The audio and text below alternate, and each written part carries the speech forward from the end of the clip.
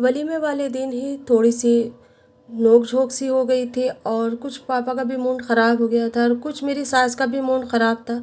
किस वजह से था मुझे नहीं पता था। और बस होने के बाद में खाना वगैरह खाया, उस टाइम पे भी मेरे साथ में ही खुनेट हो गई। मेरे जो शौहर थे वो मेरे साथ में, लाजमी है खाना तो उस मेरे साथ ही खाते हैं, वो मेरे साथ खाना खाने बैठ गए। और मेरी सास आ गई और मेरे सास ने आके बहुत बातें सुनाई।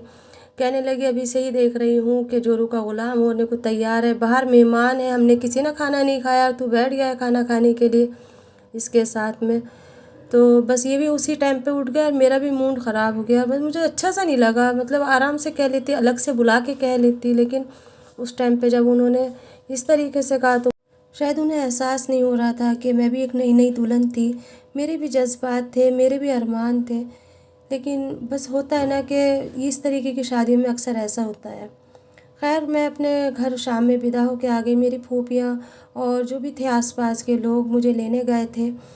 अम्मी वगैरह तो नहीं गई थी, बस मेरे दोनों भाई गए थे और मेरी फूफियाँ गई थी और मेरी फुफेरी बहनें थी। मतलब ये कुल मिला के जो भी घर के मेहमान थे वही उनके थे, वही हमारे थे। तो बस इसी तरीके से मेरा वलीमा हो गया और वलीमा हो के मैं अपनी अम्मी के घर आ गई। लेकिन पापा को पता नहीं किस बात का गुस्सा था या क्या बात थी, क्या नहीं, अल्लाह बेहतर जाने। चौथी को पापा ने मना कर दिया। अगले दिन चौथी रखी गई थी, मेरी सास ने कहा था मैं अगले दिन की चौथी रखूँगी, पापा ने साफ़ मना कर दिया। मुझे बड़ी हैरानी हुई। मैंने कहा पापा ने ऐसे क्यों कर दिया? एक तो देखिए नई नई शादी, फिर इस तरीके की शादी, तो बहुत ही दिल करता है ना अपने जो हस्बैंड हैं उनसे मिलने के लिए, बातें करने के लिए। लेकिन जैसे पापा ने मना करा और मेरी सास ने भी इनको मेरे यहाँ आने के लिए मना कर दिया। अब हमारे पास फिर से बीच में जुदाई आ चुकी थी और दोनों ही तड़प रहे थे एक दूसरे से मिलने के लिए। बस इस तरीके से बात हो रही थी जैसे कि मेरी एक बहन थी मौलेरी, वो वहाँ से मुझे बता देती थी उनकी खैर खबर और वो मुझे अपना मैसेज यहाँ तक भेज रहे थे। इस तरीके से हमारी बात हो रही थी। फिर 4-5 दिन के बाद में मेरी फूफी ने कहा कि ऐसे चौथी तो करनी है, ऐसे कब तक हम रुका के रखेंगे, जो भी बात है साफ बात कर लो और फिर उसके बाद में तुम चौथी कर लो। मेरे पापा मेरी फूफो की बहुत बात मानते थे। उन्होंने कहा कि ठीक है मैं कर दूंगा चौथी, लेकिन मैं थोड़ा रुक के करूँगा और थोड़ा सामान वगैरह भी आना है और थकान भी हो रही थी और समझ में भी नहीं आ रहा था, गर्मी भी बहुत ज़्यादा हो रही थी। खैर 7 दिन के बाद में मेरी चौथी कर दी गई और चौथी में सभी लोग आए। पापा ने सही तरीके से सब कुछ करा जैसे कि वो हमेशा करा करते थे।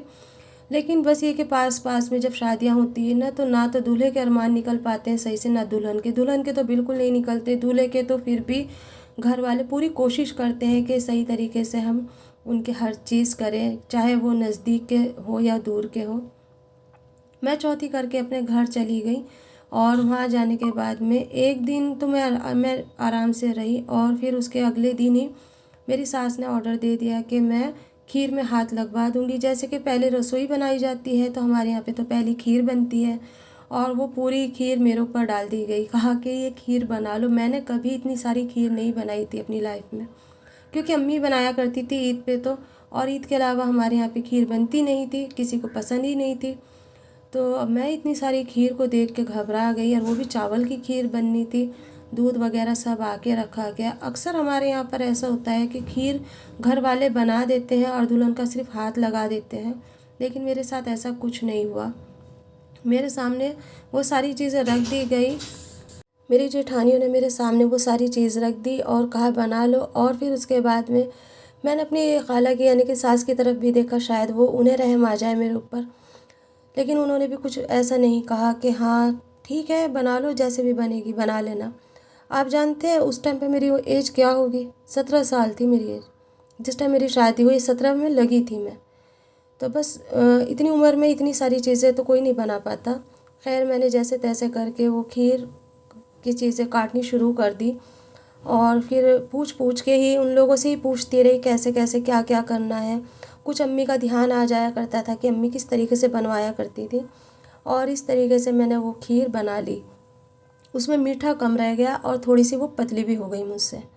खैर वो खीर फिर बाद में सबने कीमे कीरी करी उसके अंदर, किसी ने कहा पतली है, किसी ने कहा जलन के आ गई, तो कोई बोला कि इससे पकाना नहीं आता है।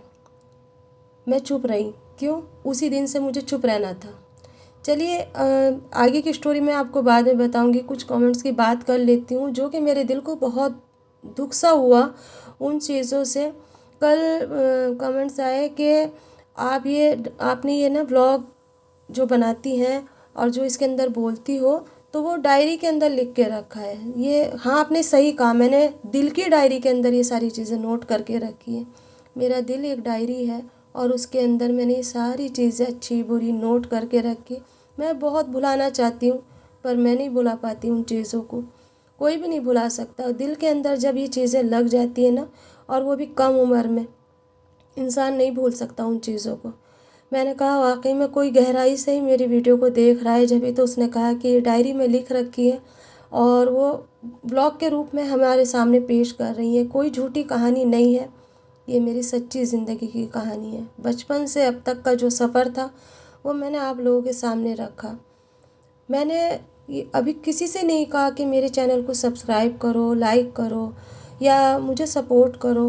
मैंने सिर्फ़ एक ये व्लॉग इस तरीके से बनाया है ताकि एक मेरी मेमोरी रहे और मेरे बाद मेरे बच्चे याद करें, या मैं उनसे जो बातें नहीं कह पाई, हो सकता है लाइफ में किसी बार किसी टाइम उनको इस चीज़ का पता चले कि अम्मी इस तरीके से बनाया करती थी, अम्मी के साथ ऐसा गुज़रा है।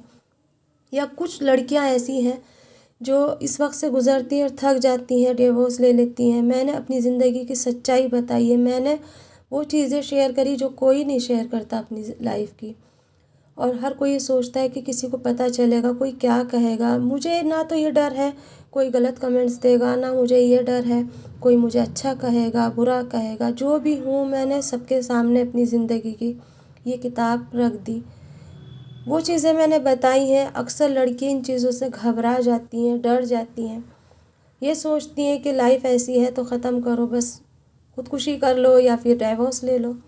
लेकिन देखिए ज़िंदगी जो है ना बहुत खूबसूरत है, बहुत अनमोल है। जब हम इन सब चीज़ों से निकलते हैं ना, तो हम क्या शुरू में कैसे रहते हैं, जैसे कि एक तांबा, और जब आग में डलता है ना तो वो एक सोना बन के निखर के निकलता है।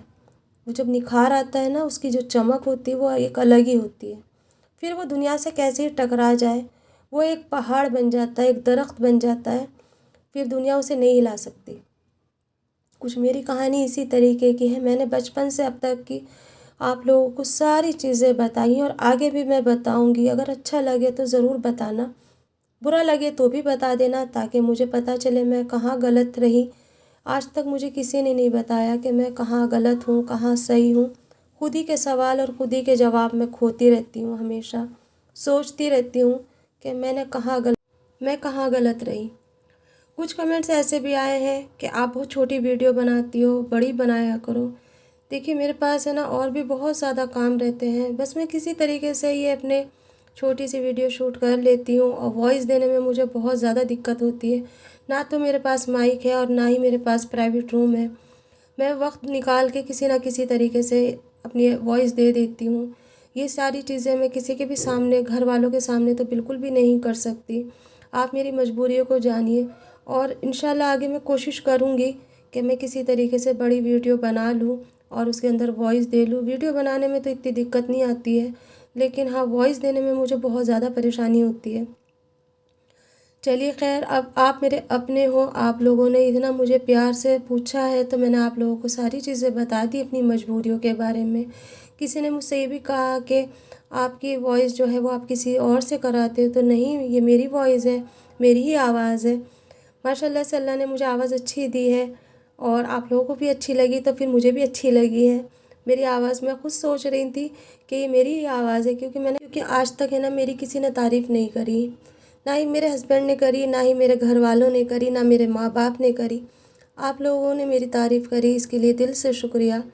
और बहुत बहुत ज़्यादा दुआओं के साथ में आप लोगों के लिए मैं नमाज़ में भी दुआ करती हूँ कि इतनी प्यार से और इतने गहराई से कोई तो मेरी वीडियो देखता है, सुनता है मेरी आवाज़, जो कि आज तक एक बंद किताब बन के रह गई थी।